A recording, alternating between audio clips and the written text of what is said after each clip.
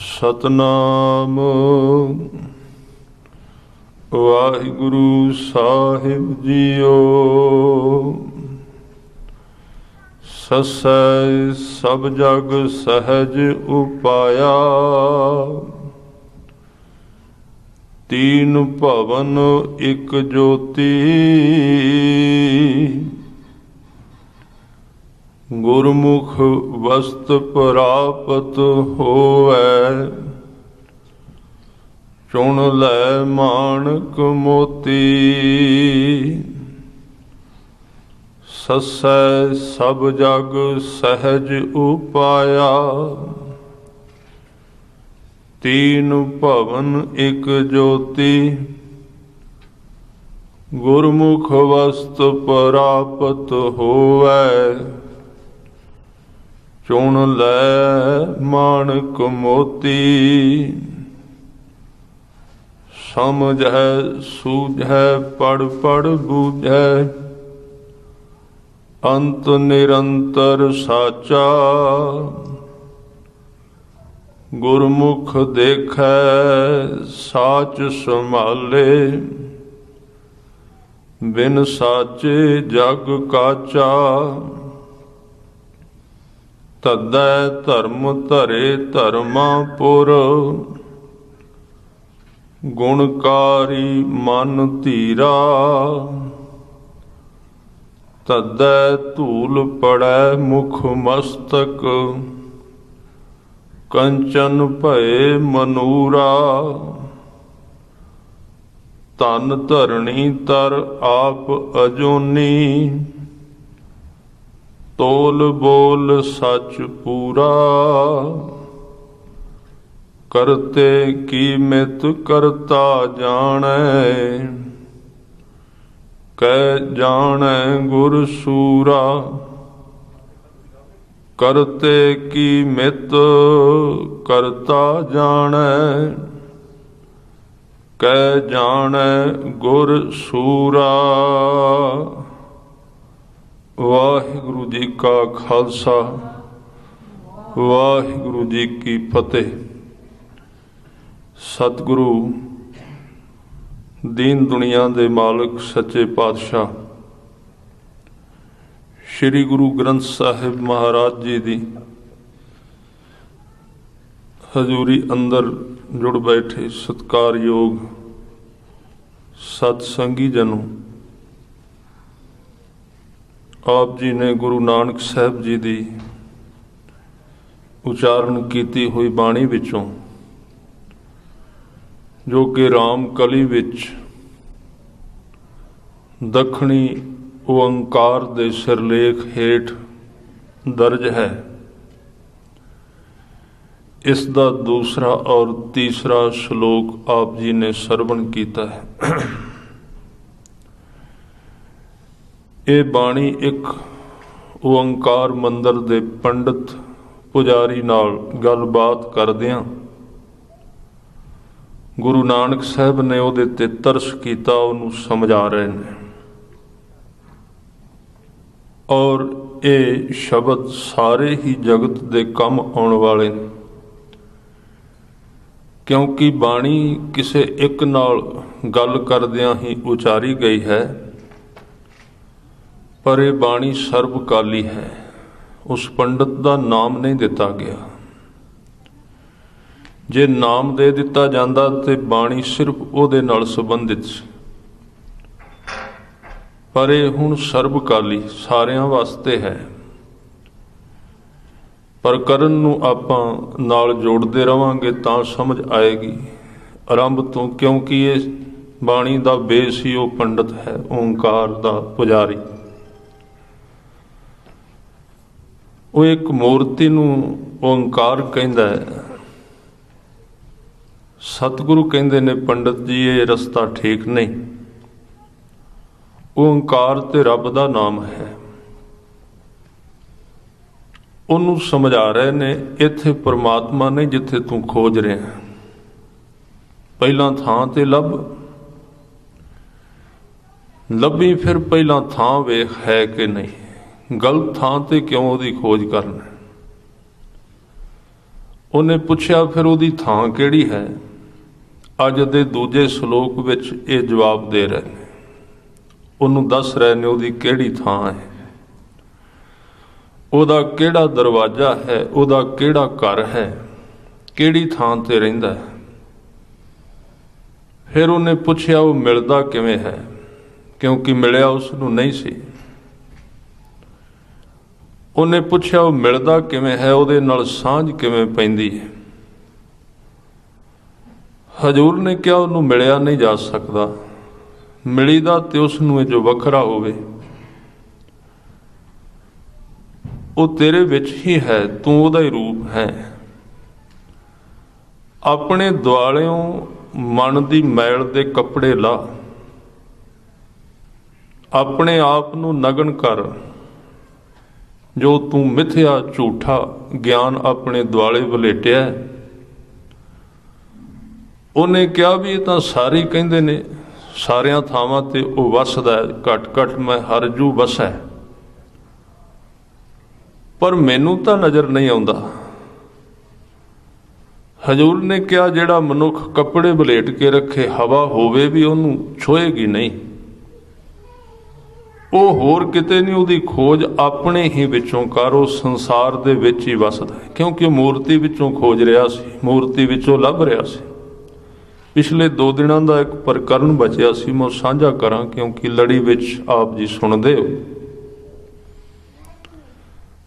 ਆਪਾਂ ਇੱਕ ਪੌੜੀ ਜਪਜੀ ਸਾਹਿਬ ਦੀ ਵਿਚਾਰ ਰਹੇ ਸਾਂ, ਜਿਹਦੇ ਵਿੱਚ ਹਜ਼ੂਰ ਨੇ ਉਸ ਪੰਡਤ ਨੂੰ ਕਿਹਾ ਵੀ ਉਹ ਥਾਪਿਆ ਨਾ ਜਾਏ, ਕੀਤਾ ਨਾ ਹੋਏ। ਮੂਰਤੀ ਤਾਂ ਤੂੰ ਆਪ ਬਣਵਾਈ ਹੋਵੇਗੀ ਪੈਸੇ ਦੇ ਕੇ ਕਿਸੇ ਕਾਰੀਗਰ ਤੋਂ, ਇਹ ਕਿਵੇਂ ਪਰਮਾਤਮਾ ਹੋ ਸਕਦਾ। ਤੇ ਇਹਦੇ ਵਿੱਚ ਅੱਗੇ ਜਾ ਕੇ ਕਿਹਾ ਉਹ ਇੱਕ ਓੰਕਾਰ ਹੈ, ਸਭਨਾ ਜੀਆਂ ਕਾ ਇੱਕ ਦਾਤਾ, ਸੋ ਮੈਂ ਵਿਸਰ ਨਾ ਜਾਈ। ਤੇ ਪਹਿਲੀ ਪੌੜੀ ਸਾਰੀ ਵਿੱਚ ਓੰਕਾਰ ਸ਼ਬਦ ਵਰਤਿਆ। ਇੱਕ ਓੰਕਾਰ, ਇੱਕ ਓੰਕਾਰ, ਇੱਕ ਉਹਦੀ ਆਵਾਜ਼ ਹੈ। ਤੇ ਕਲਗੀਆਂ ਵਾਲੇ ਪਾਤਸ਼ਾਹ ਵੀ ਇਹਨੂੰ ਕਹਿੰਦੇ ਨੇ ਭਾਸ਼ਾ ਬਾਅਦ ਵਿੱਚ ਬਣੀ ਹੈ, ਪਹਿਲਾਂ ਉਹਦੀ ਧੁਨੀ ਸੀ ਇੱਕ ਓੰਕਾਰ ਦੀ। ਜਾਪ ਸਾਹਿਬ ਤੁਸੀਂ ਪੜ੍ਹੋਗੇ ਉਹਦੇ ਵਿੱਚ 2 ਸ਼ਬਦ ਇਕੱਠੇ ਆਉਂਦੇ ਨੇ। ਜਿਵੇਂ ਮੈਂ ਕੱਲ ਬੇਨਤੀ ਕੀਤੀ ਸੀ ਕਿ ਗੁਰਮੁਖ ਨਾਦੰ, ਗੁਰਮੁਖ ਵੇਦੰ। ਨਾਦ ਦਾ ਅਰਥ ਹੈ ਇਕੱਲੀ ਆਵਾਜ਼, ਵੇਦ ਦਾ ਅਰਥ ਹੈ ਗੁਰਬਾਣੀ। ਧਿਆਨ ਦੇਣਾ, ਹਰ ਇੱਕ ਚੀਜ਼ ਦੇ ਇੱਕ ਆਵਾਜ਼ ਹੁੰਦੀ ਹੈ ਤੇ ਇੱਕ ਉਹਦੀ ਧੁਨੀ ਹੁੰਦੀ ਹੈ। ਥੋੜਾ ਜਿਹਾ ਆਪਾਂ ਧਿਆਨ ਦਈਏ ਤੇ ਸਮਝ ਵਿੱਚ ਆ ਜਾਏਗੀ। ਇੱਕ ਕਿਸੇ ਚੀਜ਼ ਦੀ ਆਵਾਜ਼ ਹੁੰਦੀ ਹੈ, ਇੱਕ ਉਹਦੀ ਗੂੰਜ ਹੁੰਦੀ ਹੈ, ਉਹਦੀ ਧੁਨ। ਜਿਵੇਂ ਤੁਸੀਂ ਕਦੀ ਵੇਖਣਾ ਅਰਦਾਸ ਤੋਂ ਬਾਅਦ ਆਪਾਂ ਕਹਿੰਦੇ ਆ ਜਕਾਰਾ ਬੁਲਾਓ। ਜਕਾਰੇ ਦਾ ਜਿਹੜਾ ਸਰੂਪ ਹੈ ਉਹ ਲਫ਼ਜ਼ ਸਿਰਫ ਬੋਲੇ ਹੈ, ਬੋਲੇ ਸੋ ਨਿਹਾਲ। ਉਹ ਸ਼ਬਦ ਸਿਰਫ ਬੋਲੇ ਹੈ, ਉਹਦੀ ਆਵਾਜ਼ ਬੋਲੇ, ਇਹ ਉਹਦਾ ਸਾਊਂਡ ਹੈ, ਉਹਦੀ ਆਵਾਜ਼ ਹੈ। ਪਰ ਉਹ ਜੈਕਾਰਾ ਤਾਂ ਬਣਦਾ ਜੇ ਬੋਲੇ ਦੇ ਇਹ ਸ਼ਬਦ ਨੂੰ ਲੰਮਾ ਕਰ ਦਿੱਤਾ ਜਾਏ, ਹੇਕ ਨੂੰ ਲੰਮਾ ਕੀਤਾ ਜਾਏ। ਇਹ ਉਹਦੀ ਧੁਨ ਹੈ, ਉਹਦੀ ਆਵਾਜ਼ ਹੈ। ਇਸ ਤਰ੍ਹਾਂ ਜਿੰਨੀ ਗੁਰਬਾਣੀ ਹੈ, ਜਦੋਂ ਇਹਨੂੰ ਕੋਈ ਇਕੱਠੀ ਕਮਾਉਂਦਾ ਜੀਵਨ ਵਿੱਚ, ਗੁਰੂ ਗ੍ਰੰਥ ਸਾਹਿਬ ਦੀ ਸਮੁੱਚੀ ਬਾਣੀ ਨੂੰ ਪਿਆਰ ਨਾਲ ਪੜ੍ਹਦਾ ਹੈ, ਪਿਆਰ ਨਾਲ ਕਮਾਉਂਦਾ, ਇਹਨੂੰ ਗਾਉਂਦਾ, ਤੇ ਉਹਦੀ ਇੱਕ ਧੁਨ ਬਣਦੀ, ਉਹਨੂੰ ਕਹਿੰਦੇ ਇੱਕ ਓੰਕਾਰ। ਸਮੁੱਚੀ ਬਾਣੀ ਦਾ ਇੱਕ ਗੂੰਜ ਬਣਦੀ, ਉਹਨੂੰ ਕਹਿੰਦੇ ਇੱਕ ਓੰਕਾਰ। ਔਰ ਮੈਂ ਇੱਕ ਹੋਰ ਬੇਨਤੀ ਕਰਦਿਆਂ, ਗੁਰੂ ਗ੍ਰੰਥ ਸਾਹਿਬ ਜੀ ਦੀ ਬਾਣੀ ਵਿੱਚ ਸ਼ਬਦ ਦਾ ਬਹੁਤ ਵੱਡਾ ਵਿਗਿਆਨ ਦਿੱਤਾ ਗਿਆ ਹੈ, ਔਰ ਇਹਦੀ ਖੋਜ ਸਹਿਜੇ ਸਹਿਜੇ ਹੋਵੇਗੀ, ਫਿਰ ਪਤਾ ਲੱਗੇਗਾ। ਬਹੁਤ ਵੱਡਾ ਵਿਗਿਆਨ ਹੈ ਸ਼ਬਦ ਦਾ। ਔਰ ਤੁਸੀਂ ਕਦੀ ਧਿਆਨ ਵਿੱਚ ਵੇਖਣਾ ਕਿ ਗੁਰੂ ਗ੍ਰੰਥ ਸਾਹਿਬ ਜੀ ਦੀ ਬਾਣੀ ਵਿੱਚ ਜਿੰਨੇ ਸ਼ਬਦ ਲਿਖੇ ਗਏ ਨੇ, ਭਾਵੇਂ ਕਿ ਹੀ ਆਪਾਂ ਬਾਣੀ ਲਈਏ, ਇਹਦੇ ਵਿੱਚ ਬਾਕੀ ਗੱਲਾਂ ਬਾਅਦ ਵਿੱਚ ਲਿਖੀਆਂ ਨੇ ਕਿ ਕਿਹੜੇ ਗੁਰੂ ਸਾਹਿਬਾਨ ਦੀ ਬਾਣੀ ਹੈ, ਜਾਂ ਇਹ ਕਿੱਥੇ ਉਚਾਰੀ ਗਈ ਹੈ, ਜਾਂ ਇਸ ਬਾਣੀ ਦਾ ਨਾਮ ਕੀ ਹੈ। ये बाद विच आवेगा, पर उस तो पहला शब्द आवेगा राग राम कली। पहला राग आवेगा, शब्द बाद विच आउणगे। राग पहला आवेगा क्योंकि राग दे विचों बाणी आई। ये स्पष्ट कर दईए राग उत्ते तां जिथों कोई बाणी शुरू हुंदी उहदे अगे राग लिखिया। राग दे अर्थ ने धुन, एक ओंकार, उहदे विचों बाणी पैदा हुई। गुरमुख नाद नादं गुरमुख भेद। राग बड़ी जरूरी चीज़ सी। सिख जगत विचों तकरीबन अलोप तो नहीं होया, थोड़ा जिहा पिछे ये उपराला किया गया बाबा सुच्चा सिंह होरां वल्लों, ये परत के सुरजीत होया है। और ये बड़ा वड्डा अन्याय है गुरु ग्रंथ साहिब जी की बाणी नाल जदों इहदे विचों राग नूं कढ दिता जाता है। क्योंकि वो जिहड़े राग ने जदों भी भाई मरदाना जी ने गाया उदों राग गाया है, ट्यूना नहीं गाइया। ख्याल रखना, भावें असीं इन्हां विच फस चुके हैं पूरी तरह। तुसीं ढाडी वारां सुन लो, तुसीं कीर्तन सुन लो। ढाडी वारां दीयां धुनियां ने, गुरु हरगोबिंद साहिब जी ने 9 धुनियां चढ़ाइयां ने, वो ढाडी वारां नाल संबंध रखदियां ने। और मैं होर आप जी की जानकारी वास्ते बेनती करदियां, आसा दी वार जिहड़ी है पहला पुराने कीर्तनीए सरंगी ते लाउंदे हुंदे सन, सरंगी ते ढड दे नाल। क्योंकि आसा दी वार सारी धुन दे उत्ते है। शुरू विच पढ़ो आसा दी वार नूं, सारियां वारां 22 वारां जिन्नियां ने आसा दी वार विच शुरू विच आउंदा है कि किहड़ी धुनी ते गावणी। टूंडा असराजै की धुनी गावणी। ये की है धुनी? ये एक राग है।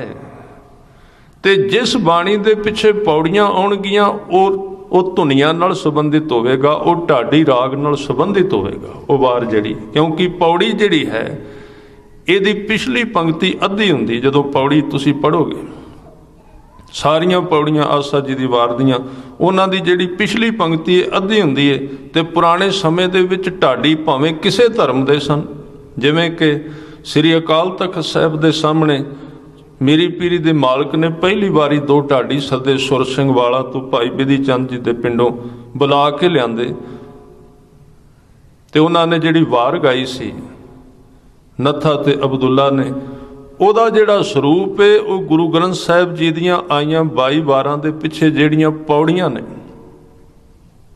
ਉਹਨਾਂ ਵਰਗਾ ਹੈ। ਕਦੀ ਦੋਵਾਂ ਨੂੰ ਮੇਲ ਕੇ ਪੜ੍ਹਨਾ। 2 ਤਰਵਾਰੀ ਬੱਧੀਆਂ, ਇੱਕ ਮੇਰੀ ਦੀ, ਇੱਕ ਪੀਰੀ ਦੀ, ਇੱਕ ਅਜਮਤ ਦੀ, ਇੱਕ ਰਾਜ ਦੀ, ਇੱਕ ਰਾਖੀ ਕਰੇ ਵਜ਼ੀਰ ਦੀ।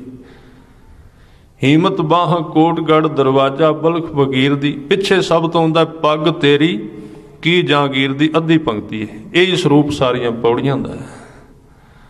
ਇਹ ਧੁਨੀ ਹੈ ਗੁਰਬਾਣੀ ਦੀ ਧੁਨ ਹੈ। ਰਾਗ ਰਾਗ ਵਿੱਚੋਂ ਗੁਰਬਾਣੀ ਆਈ ਹੈ, ਸ਼ਬਦ ਬਾਅਦ ਵਿੱਚ ਬਣੇ ਨੇ। ਪਹਿਲਾ ਰਾਗ ਆਇਆ ਹੈ। ਰਾਗ ਦੇ ਵਿੱਚ ਸ਼ਬਦ ਨੇ ਤੇ ਗੁਰੂ ਸਤਿਗੁਰਾਂ ਦੇ ਵਿੱਚ ਸਮਰੱਥਾ ਸੀ, ਉਹਨਾਂ ਉੱਥੋਂ ਸ਼ਬਦ ਘੜ ਕੇ ਸਾਡੇ ਸਾਹਮਣੇ ਰੱਖ ਦਿੱਤੇ। ਰਾਗ ਤੋਂ ਸਾਰਾ ਜਗਤ ਪ੍ਰਭਾਵਿਤ ਹੈ। ਇੱਥੋਂ ਤੱਕ ਕਿ ਇਸ ਧਰਤੀ ਦਾ ਸਭ ਤੋਂ ਜ਼ਹਿਰੀਲਾ ਜਾਨਵਰ ਹੈ ਸੱਪ, ਜਿਹੜਾ ਦਿਨ ਰਾਤ ਡੰਗ ਮਾਰਨ ਦੀ ਸੋਚ ਵਿੱਚ ਰਹਿੰਦਾ ਹੈ ਕਿ ਕਿਸ ਨੂੰ ਨਿਸ਼ਾਨਾ ਬਣਾਵਾਂ। ਜਦੋਂ ਉਹਦੇ ਅੱਗੇ ਰਾਗ ਚੱਲਦਾ, ਬੀਣ ਵੱਜਦੀ ਹੈ, ਮਸਤ ਹੋ ਜਾਂਦਾ ਹੈ। ਉਹਦੀ ਜ਼ਹਿਰ ਲੈ ਜਾਂਦੀ ਰਾਗ ਦੇ ਨਾਲ। ਜੇ ਪੂਰੀ ਤਰ੍ਹਾਂ ਰਾਗ ਗਾਇਆ ਜਾਏ ਉਹਦੇ ਵਿੱਚ ਇੰਨੀ ਤਸੀਰ ਹੈ, ਇੰਨੀ ਸ਼ਕਤੀ ਹੈ। ਅਸਲ ਵਿੱਚ ਰਾਗ ਤੇ ਸਾਡੇ ਕੋਲ ਹੈ, ਪਰ ਜੇ ਕਿਤੇ ਗੁਰੂ ਕਿਰਪਾ ਕਰੇ ਭਾਈ ਮਰਦਾਨਾ ਵੀ ਨਾਲ ਸਾਨੂੰ ਮਿਲ ਜਾਏ, ਰਾਗ ਫਿਰ ਅਸਰ ਕਰੇਗਾ। ਅਸੀਂ ਕਈ ਵਾਰੀ ਕਹਿੰਦੇ ਹਾਂ ਰਾਗ ਸੁਣਾਈਏ ਕਿਹਨੂੰ, ਆਉਂਦਾ ਨਹੀਂ ਕਿਸੇ ਨੂੰ ਜੀ ਰਾਗ। ਰਾਗ ਦਾ ਆਉਣ ਨਾਲ ਕੋਈ ਸੰਬੰਧ ਨਹੀਂ। ਆਪ ਜੀ ਕੀ ਖਿਆਲ ਕਰਦੇ ਹੋ ਕਿ ਜਿੱਥੇ ਬਗਦਾਦ ਦੇ ਵਿੱਚ ਭਾਈ ਮਰਦਾਨਾ ਜੀ ਨੇ ਰਬਾਬ ਵਜਾਈ ਤੇ ਰਾਗ ਵਜਾਇਆ, ਉੱਥੇ ਤੇ 2500 ਸਾਲ ਤੋਂ ਰਾਗ ਬੰਦ ਸੀ ਬਿਲਕੁਲ। ਕਿਹਨੂੰ ਆਉਂਦਾ ਸੀ ਰਾਗ? ਉੱਥੇ ਕਿਸੇ ਨੂੰ ਆਉਂਦਾ ਹੀ ਨਹੀਂ ਸੀ 2500 ਸਾਲ ਤੋਂ। ਬਗਦਾਦ ਵਿੱਚ 2500 ਸਾਲ ਤੋਂ ਬਾਅਦ ਪਹਿਲੀ ਵਾਰੀ ਉੱਥੇ ਰਾਗ ਵੱਜਿਆ ਸੀ, ਜਿੱਦਣ ਗੁਰੂ ਸਾਹਿਬ ਬਗਦਾਦ ਗਏ ਸਨ। ਤੇ ਤੁਸੀਂ ਇਹ ਸਾਖੀ ਨੂੰ ਸੁਣਿਆ, ਜਦੋਂ ਉਹ ਰਾਗ ਵੱਜਿਆ ਜਿਹਨੂੰ ਭਾਈ ਗੁਰਦਾਸ ਜੀ ਨੇ ਕਿਹਾ ਦਿੱਤੀ ਬਾਂਗ ਨਿਵਾਜ ਕਰ ਸੁਨ ਸਮਾਨ ਹੋਆ ਜਹਾਨਾ। ਇਸ ਬਾਂਗ ਦੇ ਅਰਥ ਸਨ ਰਾਗ ਵਿੱਚ ਜਪਜੀ ਸਾਹਿਬ ਪਤਾਲਾਂ ਪਾਤਾਲ ਪੜ੍ਹਿਆ। ਹੁਣ ਜਿਨ੍ਹਾਂ ਦੇ ਧਰਤੀ ਦੇ ਉੱਤੇ 2500 ਸਾਲ ਤੋਂ ਰਾਗ ਵੱਜੇ ਨਹੀਂ, ਉਹਨਾਂ ਨੂੰ ਰਾਗ ਆਉਂਦਾ ਥੋੜ੍ਹੀ ਸੀ। असल विच दो चीज़ां जिथे इकट्ठियां हो जाण, एक ते राग सही गाया जाए शुद्ध होवे, ते दूजा किते भाई मरदाने की तसीर आ जाए गाउण वाले विच, फिर वेखो किहड़ा बचदा सुणन तो, फिर हर एक सुनेगा। पर जे ये कली कला होई, जे कलियां उंगलां ते गिणन वालियां घटनावां होईयां, जे असीं गुरु नानक दे घर दे रबाबियां नूं छड्ड के दूजियां दे पैर घुटदे रहे, फिर साध संगत जी राग ते गाए जाणगे, तसीर नहीं, जिंद नहीं पैगी उहदे विच। यही कारण है सब तो वड्डा। जदों सानू गुरु तो शरधा घटी ते कला ते शरधा वध गई, जदों सानू सतगुरु ते प्यार घटिया ते सिर्फ कला ते उंगलां गिणन तक सीमित रह गए, ते बस फिर ये चीज़ विचों निकल जाएगी। खैर मैं अपने रस्ते वल तुरां। ये राग है, कलगियां वाले पातशाह कहंदे पहलां सी एक ओंकार। जिवें कि गुरु नानक देव जी, मैं पहले दिन बेनती की सी, इस पौड़ी विच गुरमुख नादंग गुरमुख वेदंग दा सुमेल जाप साहब दे बिल्कुल नाल है, जिहदे विच कलगियां वाले पातशाह कहंदे ओंकार आद कथनी अनाद, खल खंड गया ख्याल गुरबर अकाल। ਇਹਦੇ ਵਿੱਚ ਕਹਿੰਦੇ ਨੇ ओंकार आद ਦਾ मतलब है ਪਹਿਲਾਂ राग पैदा होया, ਪਹਿਲਾਂ आवाज़ पैदा हुई परमात्मा ਦੇ ਵਿੱਚੋਂ।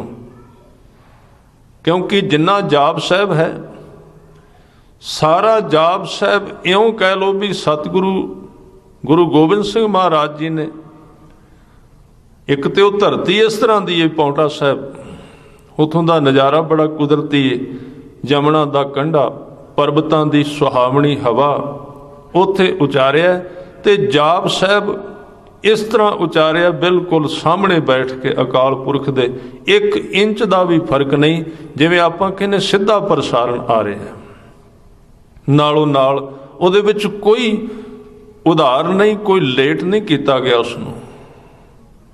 वो पुराना नहीं जाप साहब जिहड़ा ज्यों ज्यों इधरों सुनी गए तो उधर कही गए, इन्ना नवां ते उहदे विच कहंदे ओंकार आद। एक ओंकार दी धुन पहलां पैदा हुई परमात्मा तो, जिन्हों उन्होंने चौपाई साहब विच कहा कि आद अंत एक है अवतारा, सोई गुरु समझियो हमारा, उन्होंने शब्द कहा बाणी विच।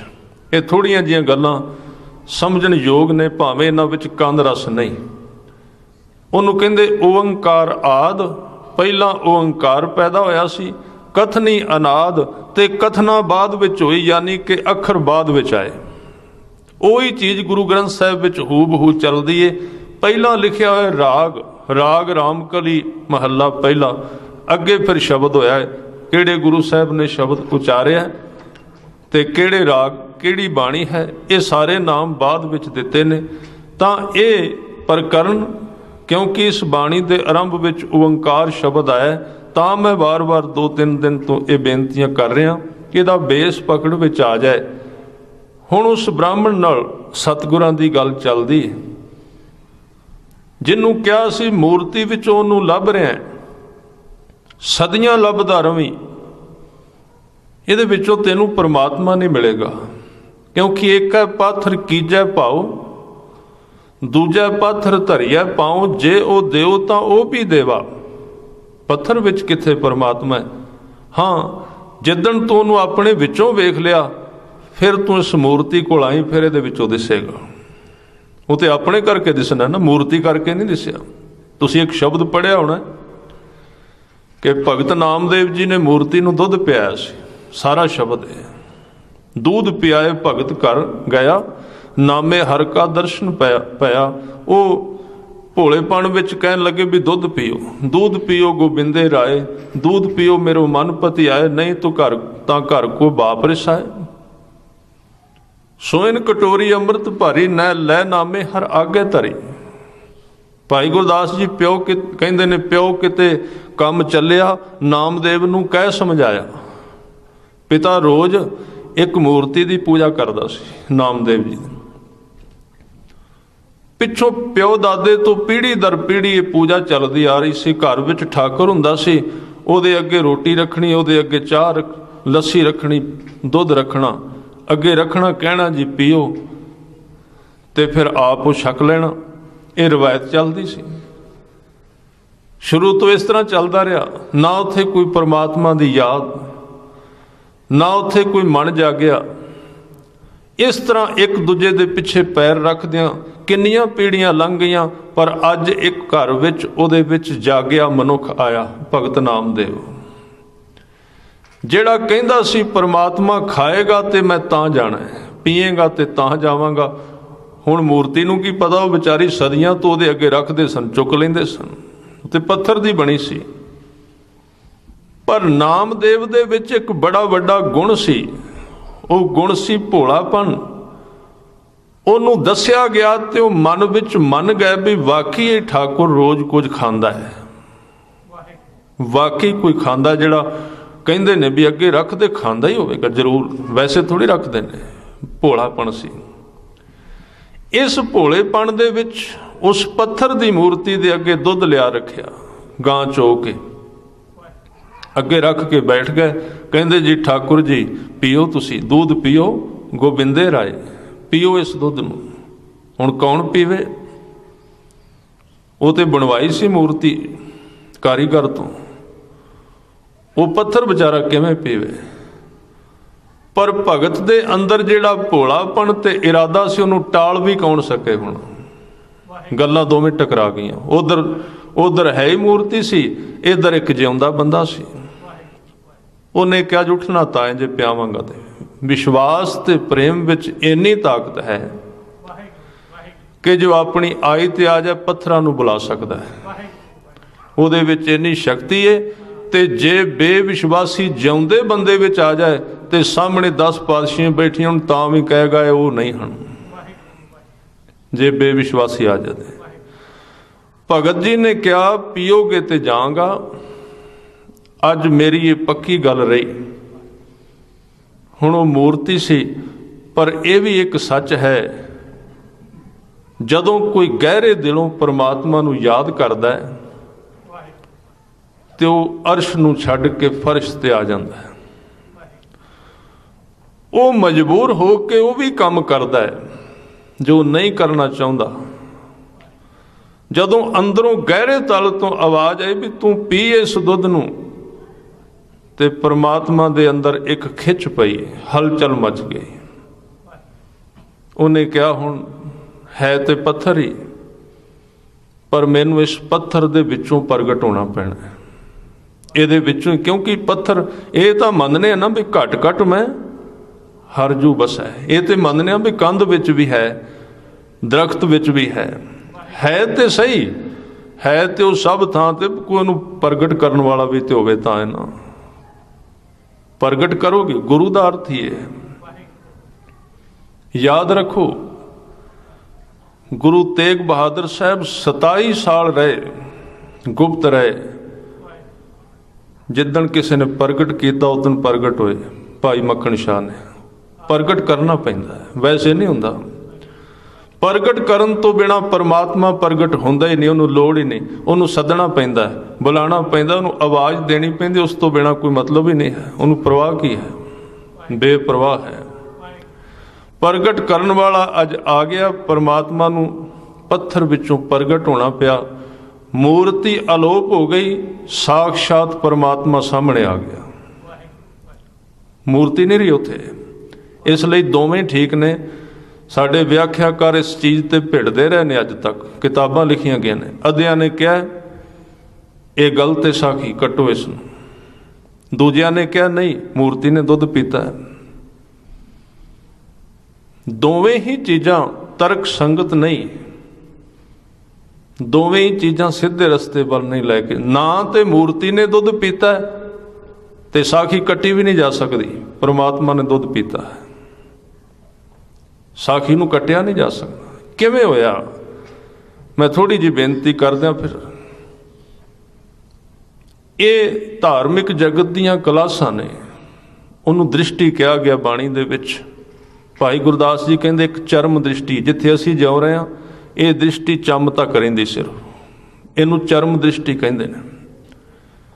ਇਹਦੇ ਤੋਂ ਅੱਗੇ कर्म दृष्टि है। ਜਿਹੜੇ ਬੰਦੇ कर्म चंगे ਕਰਨ ਲੱਗ ਪੈਂਦੇ ਉਹ कर्म दृष्टि की क्लास ਵਿੱਚ ਪੜਨ ਲੱਗ ਪੈਂਦੇ ਨੇ।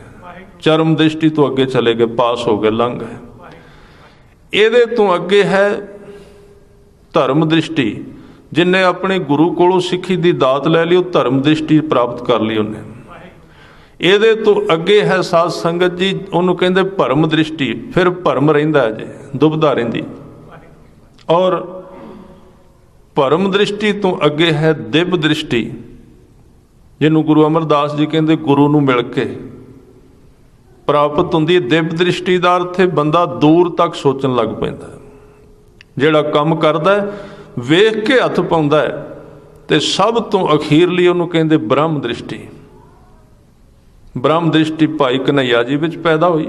ब्रह्म दिसै, ब्रह्म सुनिया, एक एक वखाणी है। आत्म पसारा करन हारा प्रभ बिना नहीं जानी है।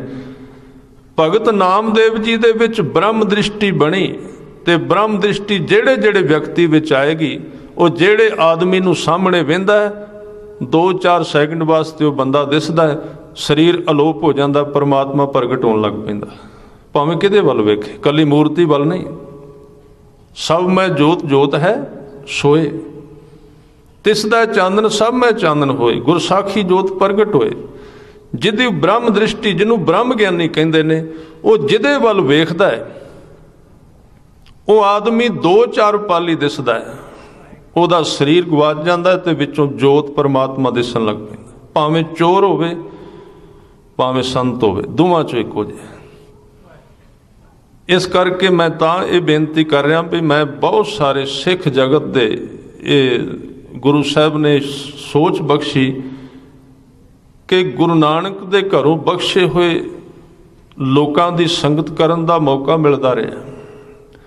और मैं जिथे भी जाता रहा, जेड़े भी महापुरुष हैं उन्हां विच बहुतियां विच एक चीज़ वेखी कि जिथे वो होणगे नाल लंगर लगा होवेगा और बंदे नूं धक्के नाल खवाउणगे। इहदा की कारण है? मेरे नाल कई बारी होया है।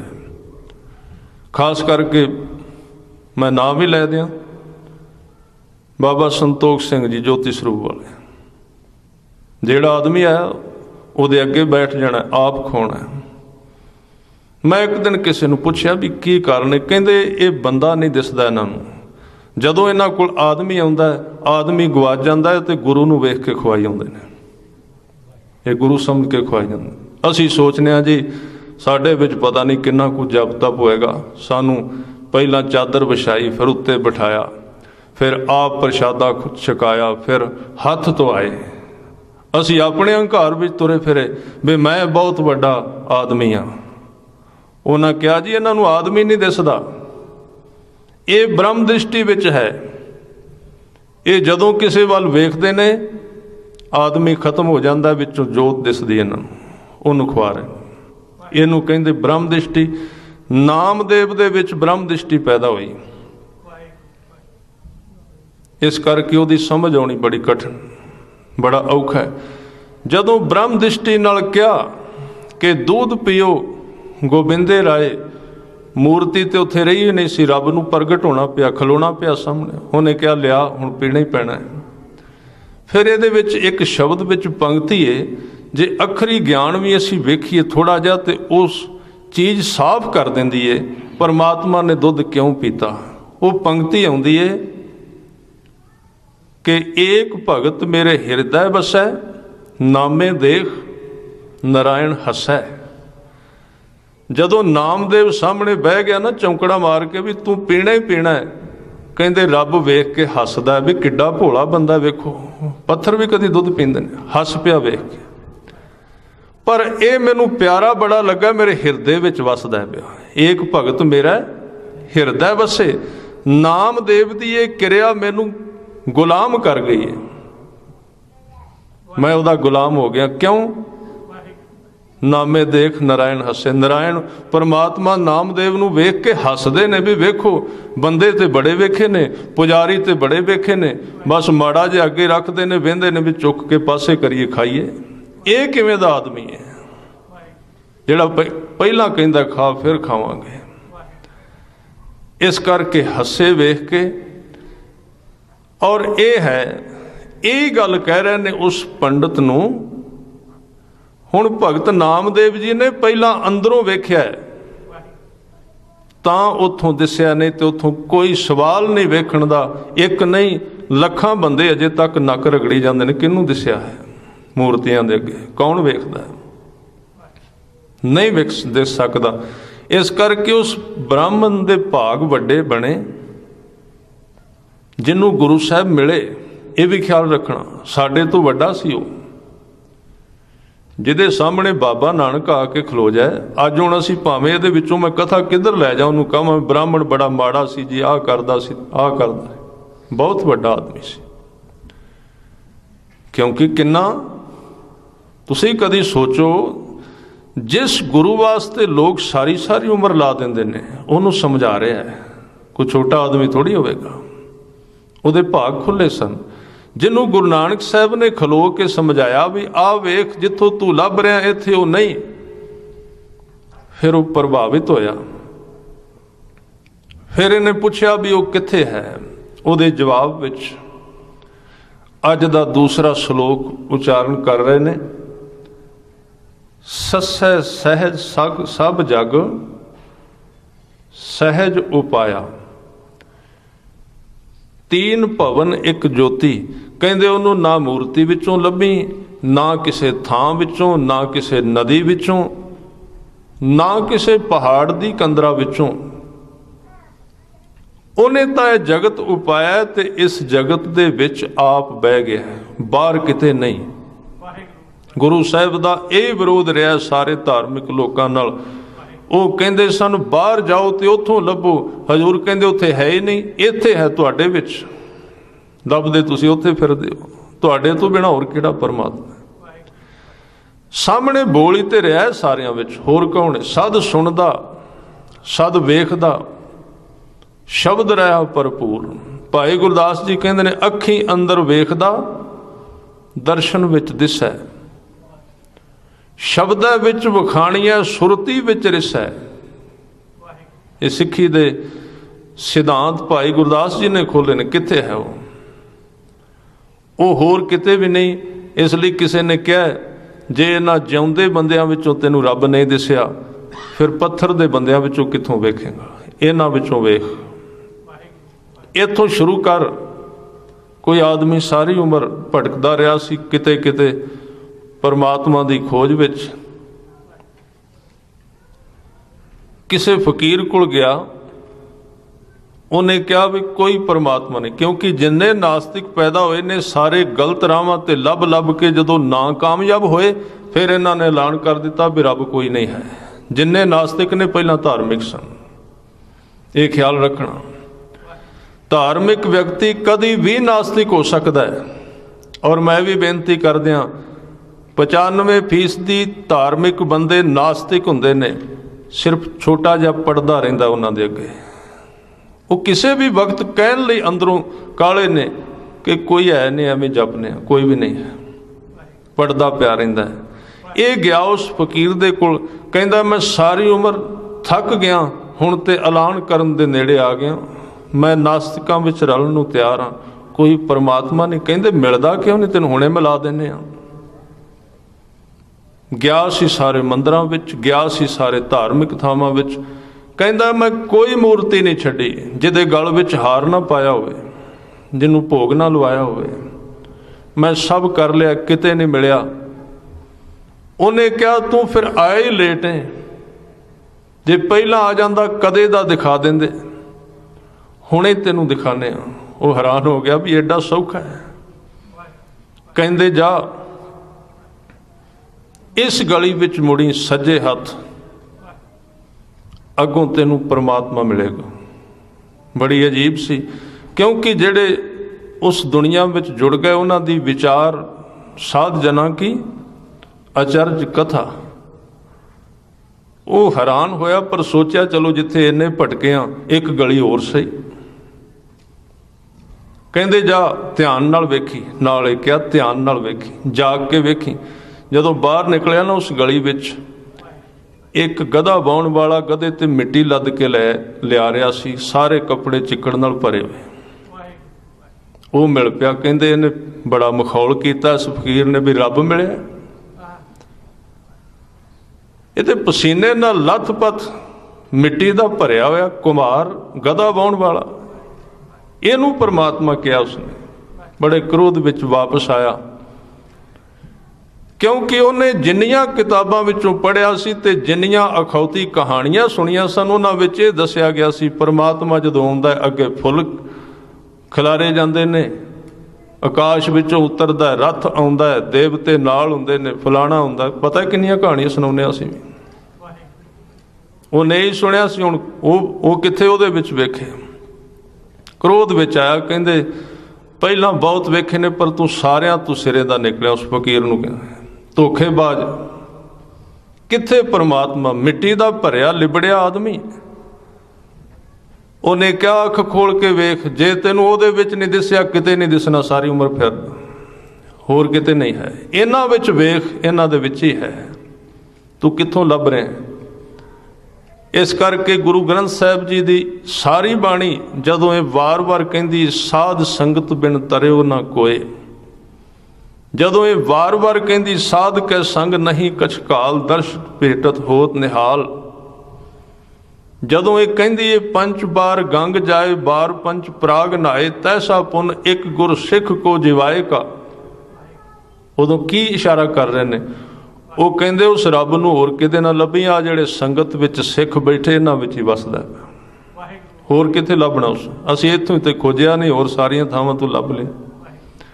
ਇਸੇ ਕਰਕੇ ਪੰਜਾਬ ਦੀ ਧਰਤੀ ਤੇ ਹਰ 50 ਕਿਲੋਮੀਟਰ ਤੇ ਇੱਕ ਡੇਰਾ ਖੁੱਲਿਆ, ਔਰ ਉੱਥੇ ਅਖੌਤੀ ਕੋਈ ਬਿਹਾਰ ਦਾ ਆ ਕੇ ਬੈਠ ਗਿਆ, ਆਓ ਤੁਹਾਨੂੰ ਚਾਨਣ ਵਿਖਾਉਂਦੇ ਹਾਂ, ਕਿਸੇ ਨੇ ਕਿਹਾ ਆਓ ਤੁਹਾਨੂੰ ਆਹ ਦਿਖਾਉਂਦੇ ਹਾਂ, ਕਿਸੇ ਨੇ ਕਿਹਾ ਆਹ ਦਿਖਾਉਂਦੇ ਹਾਂ। ਇਹ ਪੰਜਾਬ ਵਿੱਚ ਹੀ ਨੇ ਸਾਰੇ, ਤੁਸੀਂ ਹੋਰ ਵੇਖ ਲਓ ਕਿਤੇ ਹੈ ਕੋਈ ਹੋਰ ਕਿਤੇ ਡੇਰੇ ਹੈ ਨੇ ਅਖੌਤੀ ਨਕਲੀ, ਕੋਈ ਆਸ਼ੂਤੋਸ਼ ਹੈ, ਕੋਈ ਦੂਜਾ, ਕੋਈ ਤੀਜਾ। ਕਿਉਂ ਖੁੱਲੇ? ਕਿਉਂਕਿ ਸਾਨੂੰ ਗੁਰੂ ਗ੍ਰੰਥ ਸਾਹਿਬ ਜੀ ਦਾ ਉਪਦੇਸ਼ ਭੁੱਲ ਗਿਆ, ਉੱਥੋਂ ਚਾਨਣ ਵੇਖਣ ਵਿੱਚ ਫਸ ਗਏ, ਸਾਨੂੰ ਯਾਦ ਹੀ ਨਹੀਂ ਰਿਹਾ। ਉਹ ਤਾਂ ਇੱਥੇ ਤੁਰਦੀ ਫਿਰਦੀ ਖਲਕਤ ਵਿੱਚ ਹੈ। ਅਖੰਡ ਪਾਠ ਜ਼ਰੂਰ ਕਰਾਏ ਪਰ ਕਦੀ ਇਹ ਸੁਣੇ ਨਹੀਂ ਫਰੀਦਾ ਖਾਲਕ ਖਲਕ ਮੈਂ, ਖਲਕ ਵਸੈ ਰੱਬ ਮਾਹੇ। ਇੱਥੇ ਤੇ ਹੈ। ਉਹਨੂੰ ਜਵਾਬ ਦੇ ਰਹੇ ਨੇ ਪੰਡਤ ਨੂੰ, ਕਹਿੰਦੇ ਹੋਰ ਨਾ ਕਿਤੇ ਉਹਨੂੰ ਲੱਭ, ਆ ਤੇਰੇ ਆਲੇ ਦੁਆਲੇ ਰੱਬ ਹੀ ਤੁਰਿਆ ਫਿਰਦਾ ਚੌਂ ਪਾਸੇ, ਉਹਨੂੰ ਜਪ, ਆਪਣੇ ਆਪੇ ਦੀ ਖੋਜ ਕਰ। ਕਾਹੇ ਰੇ ਬਨ ਖੋਜਨ ਜਾਈ, ਸਰਬ ਨਿਵਾਸੀ ਸਦਾ ਅਲੇਪਾ, ਤੋਹੀ ਸੰਗ ਸਮਾਈ। ਪੋਹਪ ਮਦ ਜੋ ਬਾਸ ਬਸਤ ਹੈ ਮੁਕਰ ਮਾਹੇ, ਜੈਸੇ ਸ਼ਾਈ ਤੈਸੇ ਹੀ ਹਰ ਬਸੈ ਨਿਰੰਤਰ, ਘਟ ਹੀ ਖੋਜੋ ਪਾਈ। ਘਟ ਦਾ ਅਰਥ ਹੈ ਆਪਣੇ ਹਿਰਦੇ ਵਿੱਚ ਖੋਜ, ਉਹਨੂੰ ਆਪਣੇ ਵਿੱਚੋਂ ਲੱਭ। ਪਰ ਅਖੀਰ ਤੇ ਇੱਕ ਸ਼ਬਦ ਕਿਹਾ ਸੀ ਕਿ ਜਨ ਨਾਨਕ ਬਿਨ ਆਪਾ ਚੀਨੇ, ਮਿਟੇ ਨਾ ਭਰਮ ਕੀ ਕਾਈ। ਜਿੰਨਾ ਚਿਰ ਆਪਣੇ ਆਪ ਵੱਲ ਅਸੀਂ ਨਹੀਂ ਬਹਿੰਦੇ, ਪਰਦਾ ਨਹੀਂ ਲਾਉਂਦੇ, ਹੋਰ ਕਿੱਥੋਂ ਆਉਣਾ। ਇਸ ਕਰਕੇ ਗੁਰੂ ਤੇਗ ਬਹਾਦਰ ਸਾਹਿਬ ਕਹਿੰਦੇ ਜੰਗਲ ਵਿੱਚ ਇੰਨੀ ਦੂਰ ਕਿਉਂ ਚਲਾ ਗਿਆ, ਜਿੱਥੇ ਉਹ ਹੈ ਸੀ ਉਹਦਾ ਪਰਦਾ ਚੁੱਕ ਕੇ ਦੇਖੇ ਨਹੀਂ ਕਦੀ ਤੂੰ, ਤੇਰੇ ਹਿਰਦੇ ਵਿੱਚ ਹੀ ਤਾਂ ਹੈ, ਪਰ ਹੈ ਔਖਾ ਹੈ। ਇਸ ਕਰਕੇ ਅਸੀਂ ਬਾਹਰੋਂ ਲੱਭਦੇ ਫਿਰਨੇ ਹਾਂ, ਬਾਹਰੋਂ ਸੌਖਾ ਜੋ ਹੋਇਆ। ਆਪਣੇ ਵੱਲ ਝਾਤੀ ਪਾਈ ਤੇ ਗੱਲ ਔਖੀ ਹੋ ਜਾਣੀ ਹੈ। ਆਪਣਾ ਆਪ ਦਿਸ ਪਏਗਾ, ਪਾਪ ਦਿਸਣਗੇ, ਅਪਰਾਧ। ਇਸ ਕਰਕੇ ਬਾਹਰੋਂ ਲੱਭਨੇ, ਬਾਹਰੋਂ ਸੌਖਾ ਹੈ ਪਰ ਉੱਥੋਂ ਕਦੀ ਮਿਲਿਆ ਨਹੀਂ। ਇਸੇ ਕਰਕੇ ਇੰਨੀ ਦੁਨੀਆ ਭਟਕ ਰਹੀ ਹੈ। ਗੁਰੂ ਗ੍ਰੰਥ ਸਾਹਿਬ ਜੀ ਕਹਿੰਦੇ ਤੂੰ ਮੇਰੇ ਕੋਲ ਆ ਤੇ ਆਪਣੇ ਅੰਦਰ ਝਾਕ, ਵੇਖ ਆਪਣੇ ਆਪ। ਇਸ ਲਈ ਜਦੋਂ ਅਸੀਂ ਮੱਥਾ ਟੇਕਨੇ ਆ, ਉਹਦਾ ਮਤਲਬ ਹੈ ਜਦੋਂ ਨਮਸਕਾਰ ਕਰੀਦੀ ਹੈ ਬੰਦੇ ਨੂੰ ਆਪਣਾ ਆਪ ਸਿਰ ਨੀਵਾਂ ਹੁੰਦਾ ਦਿਸਦਾ ਹੈ। ਸਿਰ ਨੀਵਾਂ ਕਰ ਵੇਖ। ਉਸ ਬ੍ਰਾਹਮਣ ਨੂੰ ਸਮਝਾਇਆ, ਕਹਿੰਦੇ ਸੱਸੈ ਸਭ ਜਗ ਸਹਿਜ ਉਪਾਇਆ। ਇਹ ਸਾਰਾ ਜਗਤ ਵਾਹਿਗੁਰੂ ਨੇ ਸਹਿਜੇ ਹੀ ਪੈਦਾ ਕਰ ਦਿੱਤਾ। ਭਾਵ ਇਹ ਕੋਈ ਹੱਠ ਨਹੀਂ ਸੀ, ਸਹਿਜ ਵਿੱਚ ਉਹਨੂੰ ਕੋਈ ਚਿੰਤਾ ਨਹੀਂ ਹੋਈ ਇਹਨੂੰ ਪੈਦਾ ਕਰਨ ਲੱਗਿਆ, ਔਰ ਇੰਨੀ ਖਲਕਤ ਨੂੰ ਪਾਲ ਰਿਹਾ, ਉਹਨੂੰ ਕਦੀ ਚਿੰਤਾ ਨਹੀਂ ਹੋਈ। ਤੇ ਬੜਾ ਵੱਡਾ ਪ੍ਰਬੰਧਕ ਹੈ, ਕਿੰਨੀਆਂ ਚੀਜ਼ਾਂ ਉਹਨੇ ਬੰਨ੍ਹ ਕੇ ਰੱਖੀਆਂ ਨੇ। ਆ ਕਿੰਨਾ ਕੁਝ, ਥੋੜੀ ਜਿਹੀ ਤਾਰ ਹਿੱਲਦੀ ਹੈ ਨਾ, ਵੇਖੋ ਸਾਰਾ ਕੁਝ ਰੁਕ ਜਾਂਦਾ ਹੈ। ਥੋੜਾ ਜਿਹਾ ਥੋੜਾ ਜਿਹਾ ਤਾਪਮਾਨ ਡਿੱਗੇ, ਕਿੰਨਾ ਕੁਝ ਹਿੱਲ ਗਿਆ। जे उन्हें थोड़ा जिहा होर कर दिता, इस तो होर थोड़ा जिहा कर दिता, कोई प्रबंध नहीं चल सकता, कोई साधन नहीं है। उन्हें मिण के इस जमीन तो सूरज अपनी दूरी ते रखिया है। जे सूरज होर 10 मील परां चला जाए सब बर्फ, आदमी भी। जे थोड़ा जिहा नेड़े आ जाए धरती नूं अग लग जाएगी। मिण के रखिया उसने। गुरु साहब कहते ने भीतर अगन बनस्पत मौली सागर पंडै पाया। जदों विग्यानकां ने पहली बारी धरती वेखी तो कई दिन नींद नहीं आई उन्होंने। जदों दूरों उन्हें वेख्या ना, ये तो आपां सीधी वेख रहे हैं, जदों उन्हें उपरों जाके वेख्या पहली बारी हैरान हो गए। वो हैरानी काहदी सी कि इन्ना वड्डा समुंदर जिहड़ा ना स्पेस विच लमकिया होया पुठा, पर पानी नहीं डुलदा उहदा। जिवें किसी बाल्टी विच पानी पा के मूधा कर दिओ ते पानी ना डुले, इस तरह है समुंदर सारा। वो हैरान हो गया भी किवें बनाया उसने रचना है सृष्टि दी, ये पानी नहीं डुलदा। गुरु साहब ने बहुत समा पहला कह दिता सी सागर पंडै पाया। उन्हें पंड बन के सागर इकट्ठा किया, खिलरन नहीं देंदा पानी नूं। सागर पंडै पाया। फिर उन्होंने किन्ने साल लाए, फिर खोज की तो पता लगा जी एक गुरुत्वाकर्षण शक्ति है जिहड़ी इहनूं फड़ के रखदी पानी नूं। फिर उन्होंने वही देना पिया गुरु फिर विच आ गया। आकर्षण खिंचण वाली शक्ति है। इस करके वो सृष्टि बनाई वाहिगुरू ने। उस पंडित नूं कह रहे ने सहज ही उसने जगत पैदा किया है ते इहदे विच अपनी जोत आप बैठ गया। 3 भवन इहदे विच बनाए, 3 भवन बनाए शरीरां दे। 3 गुणां दे विच शरीर बन्ने हन। 3 भवन एक ज्योति, रजो तमो ते सतो गुण पा के ये 3 शरीर दे सिस्टम बनाए ते 3 दे विच अपनी जोत रख दिती। इन्हां 3 नूं जदों कोई पार करदा ते तां उस जोत तक पहुंचदा। 3 भवन एक ज्योति। गुरु साहब उस ब्राह्मण नूं कहंदे ने गुरमुख वस्तु प्राप्त होवै चुन लै माणक मोती। इस शरीर दे विचों ही गुरु दे राह ते तुर के गुरु तो मत लैके गुरु तो मत प्राप्त करके इस शरीर दे विचों ही उहदे नाम दे माणक ते मोती चुन लै, इकट्ठे कर लै, बाहरों नहीं किते। ਇਹਦੇ ਵਿੱਚ ਹੀ ਉਹ ਖਿਲਰਿਆ ਹੋਇਆ, ਇਹਦੇ ਵਿੱਚੋਂ ਹੀ ਚੁਣ ਉਸਨੂੰ। ਪਰ ਇਹ ਤਾਂ ਹੋਵੇਗਾ ਜੇ ਤੂੰ ਗੁਰੂ ਨਾਲ ਸਾਂਝ ਪਾਏਗਾ। ਉਸ ਤੋਂ ਬਿਨਾਂ ਸੰਭਵ ਨਹੀਂ, ਕੋਈ ਤਰੀਕਾ ਨਹੀਂ ਜਗਤ ਵਿੱਚ। ਕਿੰਨੇ ਹੱਠ ਨੇ, ਕਿੰਨੇ ਯੋਗ ਨੇ, ਕਿੰਨਾ ਕੁਝ ਹੈ।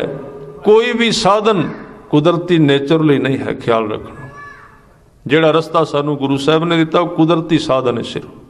ਫਿਰ ਕਿਸੇ ਦਿਨ ਇਸ ਦੀ ਬੇਨਤੀ ਕਰਾਂਗਾ कि ये सहज शब्द जिहड़ा ना यह है वो धर्म जिहड़ा सहज सुभाए करन वाला, जिहदे विच हठ कोई नहीं। कहंदे गुरमुख वस्त प्राप्त होवै, गुरु की कृपा नाल ही ये वस्तु जिहड़ी है प्राप्त होवेगी, उस तो बिना नहीं। इस करके आओ इस पंक्ति नूं पढ़िए, समय दे विच रह के समाप्ति करिए। गुरमुख वस्त प्राप्त होवै, गुरमुख वस्त प्राप्त होवै, गुरमुख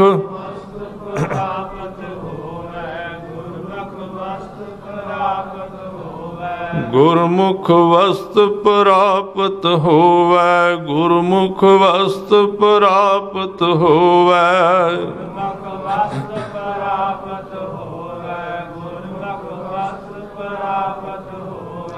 चुन लै माणक मोती, चुन लै माणक मोती, चुन लै माणक मोती, चुन लै माणक मोती, चुन लै माणक मोती, चुन लै माणक मोती, चुन लै माणक मोती, चुन लै माणक मोती। सबना जियां का एक दाता, सबना जियां का एक दाता,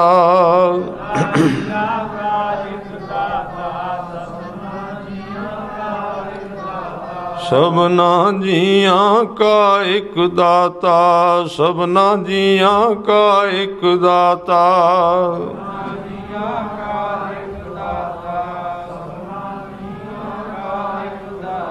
सो मैं विसर न जाई, सबना जिया का एक दाता, सबना जिया का एक दाता। सो मैं विसर न जाई, सबना जिया का एक दाता, सबना जिया का एक दाता। सो मैं विसर न जाई, सबना जिया का एक दाता, सबना जिया का एक दाता। सो मैं विसर न जाई, सबना जिया का एक दाता, सबना जिया का एक दाता।